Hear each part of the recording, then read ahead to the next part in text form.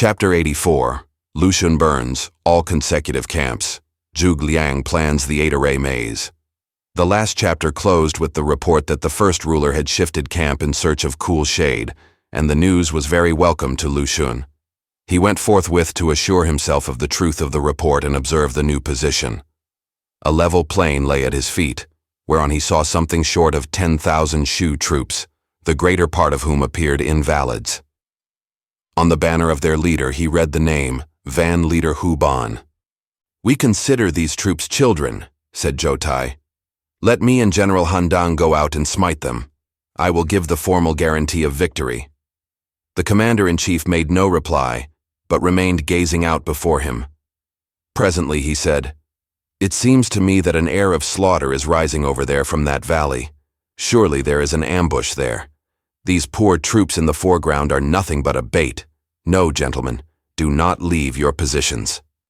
Those who heard this took it only as another proof of the imbecility of their pedant commander. Next day, Hu Ban's soldiers approached closer and challenged to battle, swaggering about and brandishing their weapons and shouting volleys of abuse without end.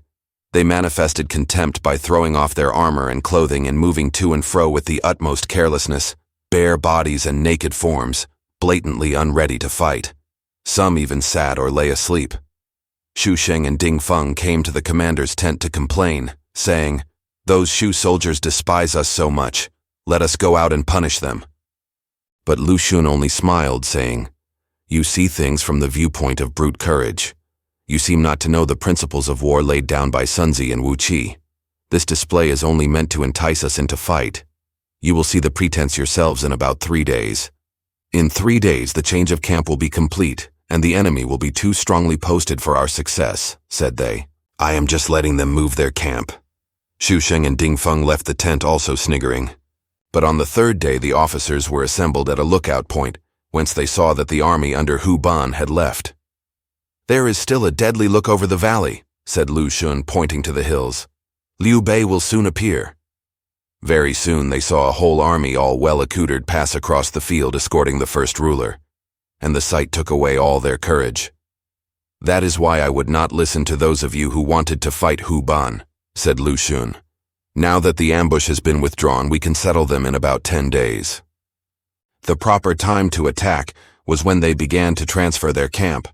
Now they are fully established with encampments stretching 200 miles. Having spent 7 or 8 months in strengthening where they might be attacked, will it not be difficult to destroy them?" said they. "I see you do not understand how to carry on war. This man Liu Bei is a capable and crafty man. When he first started on this expedition, his methods were of the best, and he kept them so for a long time, so we have to avoid him. When his troops are worn out, and his thoughts cease to be clear, that will be our day to attack." At last, they agreed with their chief. Lu Xun had already had the plan whereby the Shu army was to be crushed, and at this stage he wrote to the Prince of Wu in full details, even naming a day for the victory. "We have found another remarkably able leader," said the prince, "and I have no further anxiety. They all said he was a useless pedant, and only I knew better. Reading this letter shows him nothing at all of a pedant." Then the Prince of Wu mustered the remainder of his soldiers to hold in reserve. Meanwhile, the first ruler had sent orders to hasten the Marines down the river and take up stations along the banks deep in the territory of Wu. However, Sun Quan spoke against this, saying, "It is easy enough for the ships to go down, but how about returning? Let me make the first advance, and your majesty may follow. That will make it more than probable that nothing will go wrong."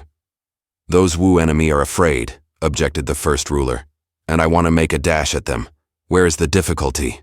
Though many others had spoken against the proposal, the first ruler did not give up the notion of going into the forefront of the attack. Then, dividing the army into 2 portions, he placed Sun Quan in command on the north of the Great River, to keep a watch on Wei, while he commanded on the south of the Great River. They made encampments and stations along the bank. The spies of Wei duly reported these doings to the ruler of Wei. Shu marches against Wu, erecting 40 base camps along 200 miles of woods and hills. Moreover, the ruler of Shu places Sun Quan in command of the north of the Great River. Sun Quan's Marines patrolled as far as 30 miles daily. We do not know their intention. The ruler of Wei laughed aloud when he heard the details of the long line of camps and the encampments among the trees and all this. "Liu Bei is going to be defeated," said he. "How do you know?" asked his courtiers.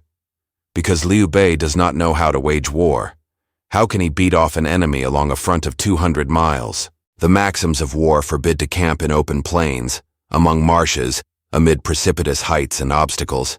He will be defeated at the hand of Lu Xun, and we shall hear of it in about 10 days.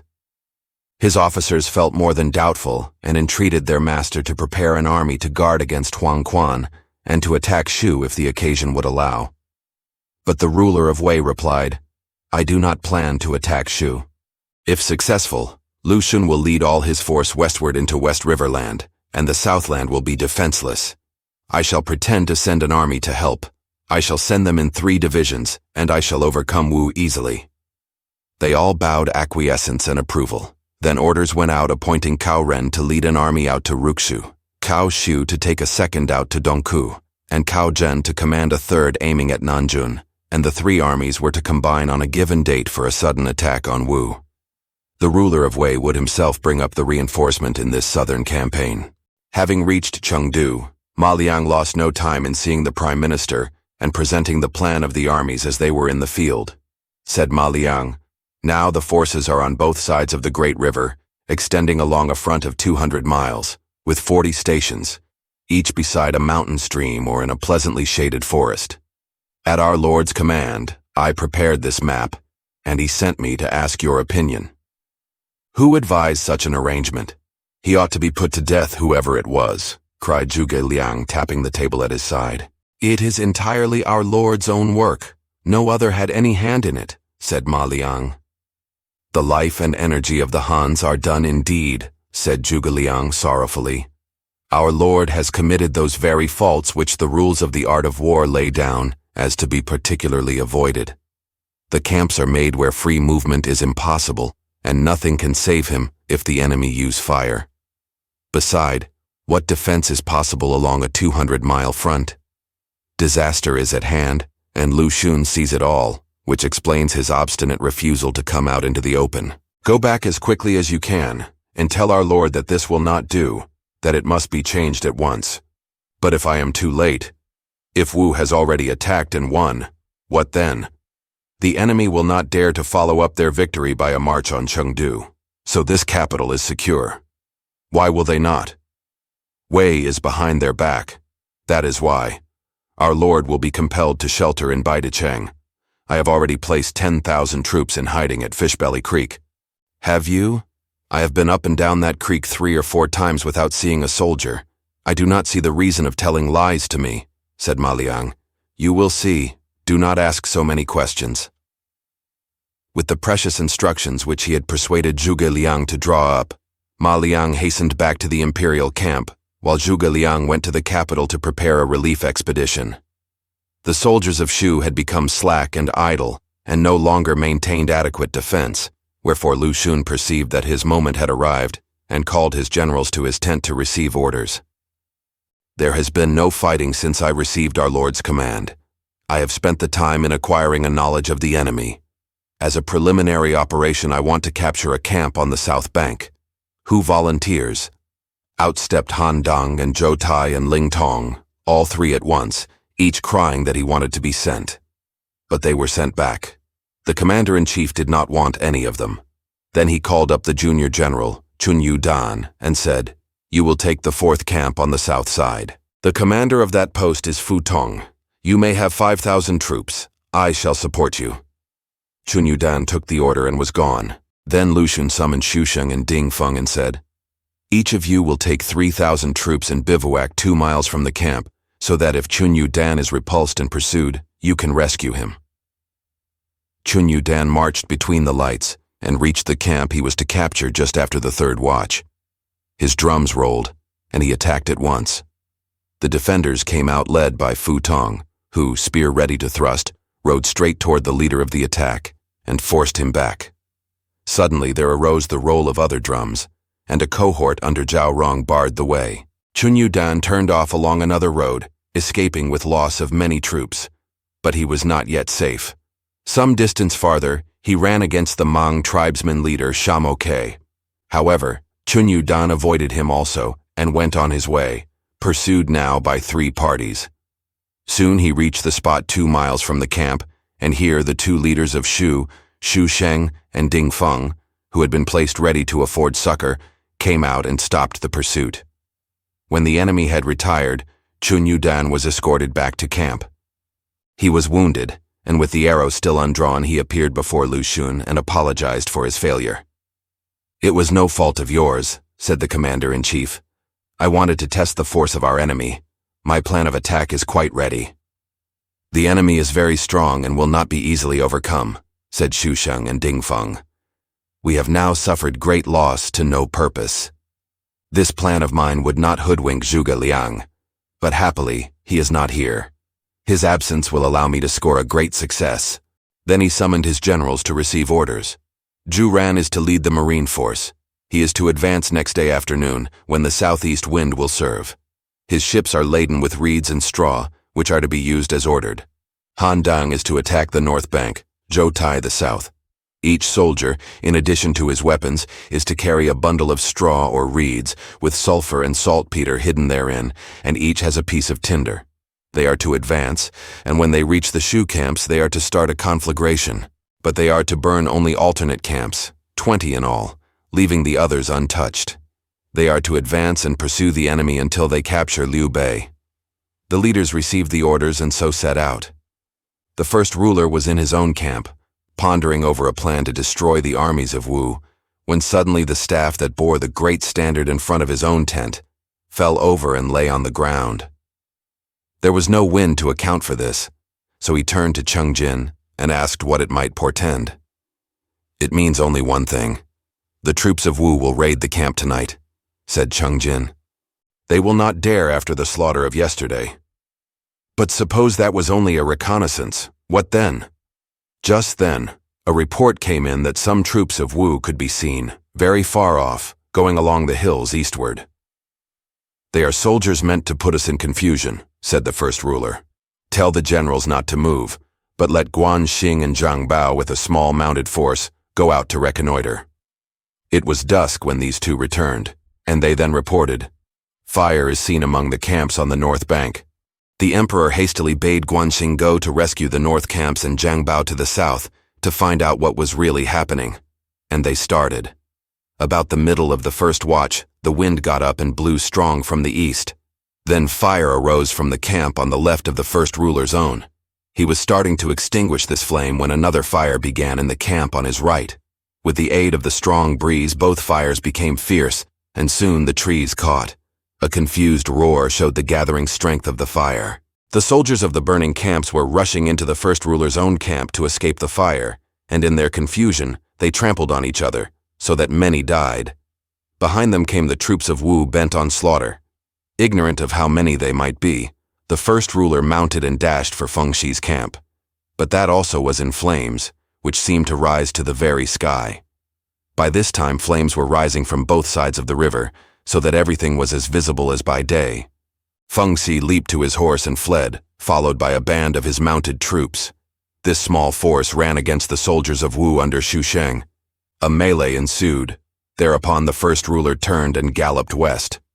Xu Sheng then left Feng Shi and went in pursuit. Presently the emperor saw a party of soldiers in the way and became greatly alarmed. This was Ding Feng's army, and the first ruler was between 2 foes. In his terror, he saw no possibility of safety.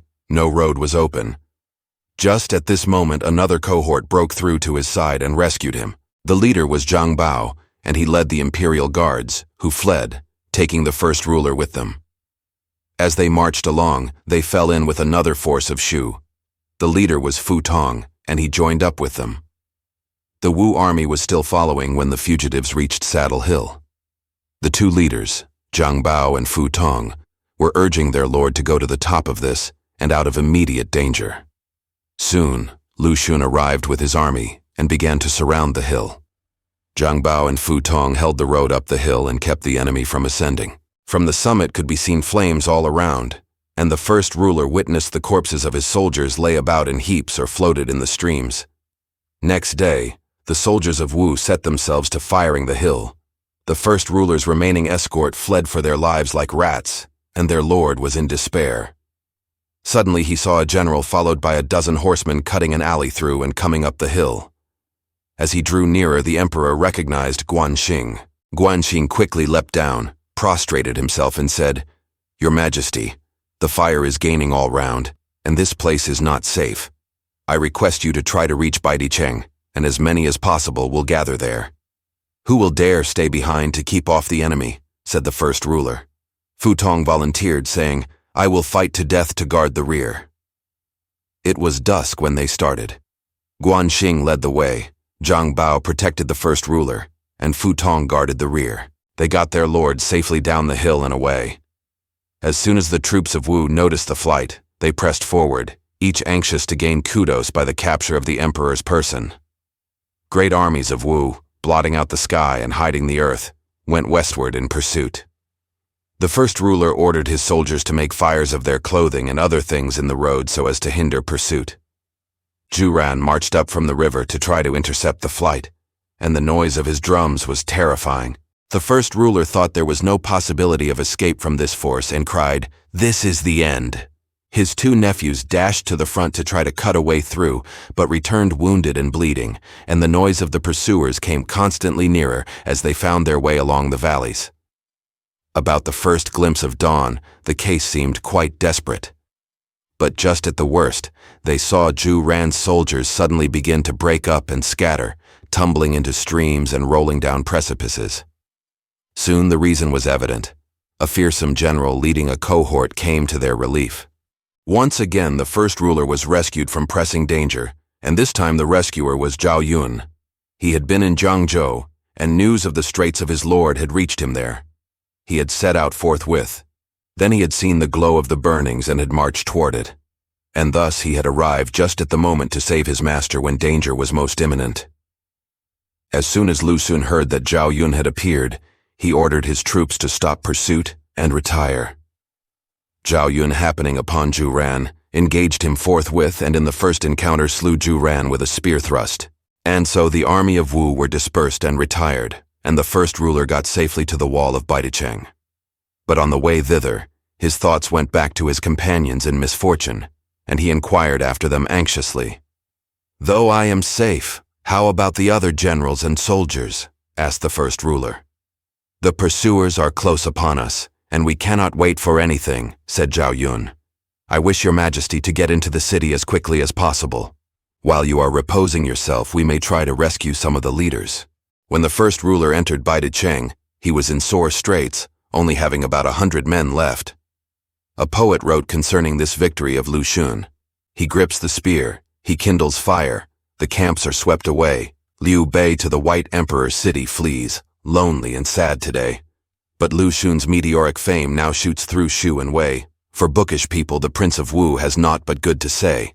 But Fu Tong, who commanded the rearguard, was surrounded by the enemy in all 8 directions. Ding Feng shouted to him, "You had better surrender. Many soldiers of Shu have fallen, more have surrendered, and your lord is a prisoner.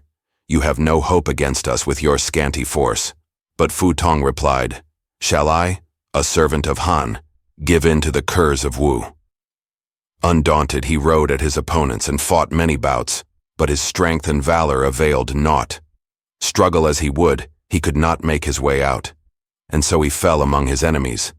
A poem celebrates his valiancy. Wu, at Yiling, strove with Shu. Flames, not swords, used crafty Lu Xun. Worthy of a place among Han generals is the hero named Fu Tong. The minister Cheng Jin, having got clear of the battle, rode swiftly to the riverbank and called to the Marines to join in the battle. They landed, but were soon scattered. One of Cheng Jin's generals shouted to him, "The soldiers of Wu are upon us. Let us find a way to escape, libationer Cheng Jin." But Cheng Jin shouted back, "Since I first followed my lord, I have never yet turned my back upon the foe." The enemy surrounded Cheng Jin, and as he could do no more, he took his sword and slew himself. Now Hu Ban and Zhang Nan had been besieging Yiling. Then came Feng Shi and told of the need of their lord, and they led off their army to rescue him. whereupon Sun Quan was set free as Lu Xun had foretold would happen. As soon as Sun Quan was free, he set off in pursuit of Hu Ban, Zhang Nan, and Feng Shi. These two marched until they met an army of Wu face to face, and so were between two forces. A desperate battle was fought, and both Zhang Nan and Feng Shi perished therein. Hu Ban broke through. He was pursued, but he luckily fell in with Zhao Yun and got safely to Baidicheng. The Hmong tribesman King Shamoke was flying from the battlefield when he met Zhou Tai, who slew him after a short fight. The two Shu generals Du Lu and Liu Ning surrendered to Wu, as did many soldiers. Of the stores and weapons in the camps of Shu, nothing was saved.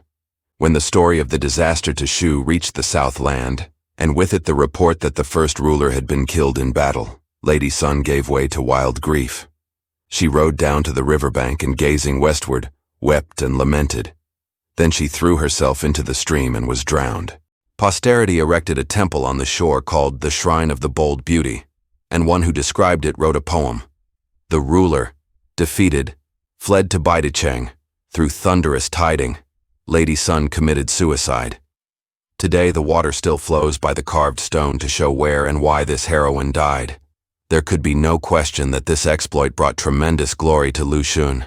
Anxious to push his advantage as far as possible, Lu Xun led his exultant army westward. But as he drew near to Kui Pass, he suddenly pulled up his horse, remarking that he saw an aura of death about the mountainside in front. We may not yet advance farther. I suspect an ambush. So they retreated 3 miles and camped in a wide open space, and the army was arrayed ready against any sudden attack. Meanwhile, scouts were sent out. They returned reporting no soldiers. Lu Xun doubted and went up to the summit of a hill whence he could see over the country. The aura was still visible to him, and so he dispatched other people to spy. But he received the same report. Not a soldier, not a horse. Still, as the sun got lower and lower in the west, he saw the same appearance accentuated, and he began to feel grave doubts. He sent a confidant to look once more.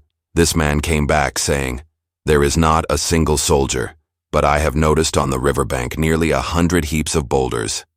The commander-in-chief, still doubting, called in several of the natives and questioned them about the stones. "Who put them there? Why did they look so ghastly?" asked Lu Xun. "We do not know. This place is called Fishbelly Creek. When Zhuge Liang was going west into the riverlands, he came along here with a lot of soldiers and heaped up the boulders like that on the sandy beach. We have seen vapors rising from the boulders. They seem to come from inside them." Lu Xun decided to go and look at these boulders himself, so he rode off with a small escort. Looked down from a declivity, the stones were evidently arranged with a design related to the 8 points of the compass. There were doors and door sills and lintels. "This looks likely to drive a person out of his senses," he said. "I wonder whether it is any good." They rode down with intent to examine the mysterious arrangement more closely, and went in among the stones. Presently one of the escort called attention to the increasing darkness and said, "The sun is setting. We ought to be returning to camp." But as Lu Xun glanced round to look for an exit, a sudden squall came on, and the dust whirled up, obscuring both sky and earth. And in the swirl, the stones reared themselves up like steep mountains, pointed like swords, and the dust and sand shaped themselves into waves and hillocks, one behind the other. The roar of the boiling river was as the drums before a battle. "This is some trick of Zhuge Liang," said Lu Xun in a scared voice, "and I have been caught." He would go out, but he had quite lost his way and could find no exit. As he stopped to consider what he should do, an old man suddenly appeared. The old man said, "Does the general wish to go out?" "I greatly desire that you would pilot me out, O elder," replied he. Leaning on his staff, the old man led the way, and with quiet dignity conducted Lu Xun outside. He had no difficulty in finding his way and paused not a single instant. When they were once again on the slope, Lu Xun asked his aged guide who he was. "I am Zhuge Liang's father-in-law. My name is Huang Chenyan. My son-in-law placed these boulders here as you see them, and he said they represented the 8-array maze. They are like 8 doors, and according to the scheme are named Gate of Rest, gate of life, gate of injury, gate of obstruction, gate of prospect, gate of death, gate of surprise, and gate of openings. They are capable of infinite mutations and would be equal to 100,000 soldiers. As he was leaving, he told me that if any leader of Wu became mazed in them, I was not to conduct him outside. From a precipice nearby I saw you, General, enter in at the gate of death. As I guessed you were ignorant of the scheme, I knew you would be entangled. But I am of a good disposition, and could not bear that you should be entrapped without possibility of escape, so I came to guide you to the gate of life. Have you studied this matter, sir? Asked Lu Xun. The variations are inexhaustible, and I could not learn them all. Lu Xun dismounted, bowed low before the old man, and then rode away. The famous poet Du Fu wrote some verses which run something like this. Planner of 3 kingdoms, no small praise is his. Inventor of the 8 arrays. And for that famous boulders, on the river's brim, firm was set the denouncement of Wu's whim. Lu Xun took his way to his camp in deep thought. This Zhuge Liang is well-named Sleeping Dragon, said he. I am not his equal. Then, to the amazement of all, Lu Xun gave orders to retire. The officers ventured to remonstrate, seeing that they had been so successful. General, you have utterly broken the enemy, and Liu Bei is shut up in one small city. It seems the time to smite, and yet you retire because you have come across a mysterious arrangement of stones. I am not afraid of the stones, and it is not on their account that I retire. But I fear Cao Pi. He is no less resourceful than his father, and when he hears I am marching into Shu, he will certainly attack us. How could I return then? The homeward march began. On the 2nd day, the scouts brought a report. 3 Wei generals with 3 armies are debouching at 3 different points and moving toward the borders of Wu. Cao Ren to Ruxu, Cao Shu to Dongku, and Cao Zhen to Nanjun. Their intentions are unclear. Just as I thought, said Lu Xun, but I am ready for them. The story of the retreat will be told in the next chapter. Thanks for watching. Please like the video and subscribe to the channel for more excellent content.